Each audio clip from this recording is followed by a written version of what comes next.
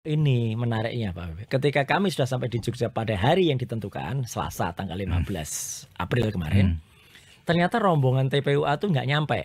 Oh gitu. Ada kendala yang dialami mereka ketika di jalan. Ya gitu, jadi bisnya itu ya macet gitu ya, jalannya macet, padahal sebenarnya nggak perlu macet. Ini aneh, ada kecelakaan di depan tapi semua suruh macet. Nah, jadi mereka terlambat. Nah, karena mereka terlambat, maka pada jam yang ditentukan nggak ada orang selain kami bertiga, ya kamilah yang dipanggil oleh UGM. Oh gitu ceritanya. Masuk, ya. Sebenarnya haknya ada 5 orang, meskipun kami minta 10 tapi hanya dikasih 5. 2 itu saya tawarkan UGM. Ini ada Prof. Amin Rais loh. Ini kan juga guru besar UGM juga dulu. Ada Pak Syukri Fadoli. Ternyata ditolak. Enggak, yang ada di nama itu cuma Pak Roy, Dr. Resmond sama Dr. Tifa. Saya di situ mulai, loh UGM ini ada apa ya? Gitu. Kenapa terlalu tertutup gitu? Dan itu bikin kaget saya, Pak. Ketika saya masuk, ternyata dihadapi oleh pasukan. Karena yang ada di situ mulai dari wakil rektornya aja ada 2, dekan, ketua senat, profesor, ada sekretaris rektor, dan ada 11 lebih mahasiswa yang katanya mahasiswa senior gitu ya, yang katanya dulu teman-temannya seangkatannya Pak Jokowi katanya. Gitu. Nah udah masuk. Saya sempat lihat ada kamera, saya tenang gitu. Wah, tak pikir ini kameranya milik wartawan. Bahkan saya sempat mengira ya, karena ada yang satu pakai handphone dan kayak ada tancepan wah saya pikir ini adalah live streaming gitu.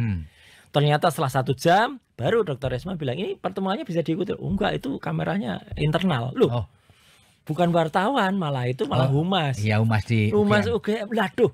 Lah ini gimana yang bisa padahal pertemuan itu seru banget. Masa? Di pertemuan itulah justru sebenarnya banyak sekali saya menyayangkan UGM itu tergagap. Ya ketika kami datang. Dia bilang dia menyediakan ada 34 bukti perkuliahan Pak Jokowi. Satu pun nggak ada. Ini sumpah saya sampaikan apa adanya. Satu pun nggak ada yang ditaruh di situ. Masa Pak? Iya, nggak ada. Ditunjukkan juga nggak. Bahkan skripsinya pun itu kita debat 1 jam untuk kita bisa pinjam skripsi itu untuk dilihat. Mereka beralasan ini dilindungi oleh undang-undang keterbukaan informasi publik ya. Di pasal dikecualikan. Saya bilang enggak. Pas yang dikecualikan pasal 17 huruf H itu adalah kalau itu menyangkut nilai, menyangkut status kesehatan, akademik itu iya. Tapi kalau namanya ijazah, namanya skripsi apalagi itu adalah hak publik untuk diketahui gitu loh. Jadi dengan begitu perdebatannya di situ ya. Perdebatannya lama, bahkan UGM sempat menyatakan kalau dia memiliki peringkat sebagai peringkat 2 di seluruh Indonesia soal keterbukaan informasi publik. Nah gitu, jadi dia bilang kalau mengerti tentang itu. Ya. Saya bilang nyuwun sewu, gitu. Ketika undang-undang itu dibuat, saya dulu salah satu narasumbernya. Saya dulu yang itu ikut nyusun naskah akademiknya. Bahkan selama 10 tahun saya ngawal itu di Komisi 1 Undang-Undang 14. Jadi saya pastilah baru setelah itu mereka ngeluarin. Itu pun juga harus diambilkan di perpustakaan, jadi nggak siap. Si skripsi itu tadi ya? Aduh, ini gimana sih gitu. Habis itu kelihatan sekali kayak kita disusu-susu di tergesa-gesa gitu. Ini sebentar lagi kita harus nguji gini. Nah, cuman pada saat ditampilkan itu ya saya foto, saya bawa kamera profesional, kelihatannya pocket. Skripsi itu ya? Iya, bagian-bagian penting. Nah, disitulah saya kemudian mengamini apa yang sudah ditemukan oleh Dr. Resmond, bahwa hurufnya ternyata tidak sesuai dengan kondisi tahun 85. Hurufnya itu tampak sekali modern. Itu di lembar pengesahan ya? Di lembar pengesahan. Kalau yang depan-depan enggak? Depan-depan asli buatan percetakan kuno zaman dulu.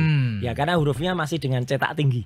Jadi disusun enggak, gitu. Kalau menurut Anda sendiri Mas Roy, kok ada perbedaan tuh apa sih?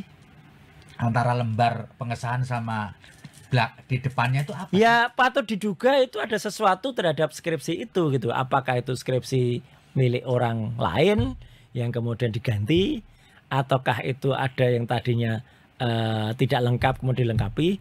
Tapi intinya bahkan skripsi itu nggak lengkap karena ada beberapa bidang yang kosong-kosong gitu. Ada yang lembar misalnya jurusannya kosong, kemudian tanggal pengesahannya kosong, tanda tangannya Profesor Ahmad Sumitronya salah ketik, harusnya Ahmad Sumitro di situ Soemitro, terus tanda tangannya itu meragukan.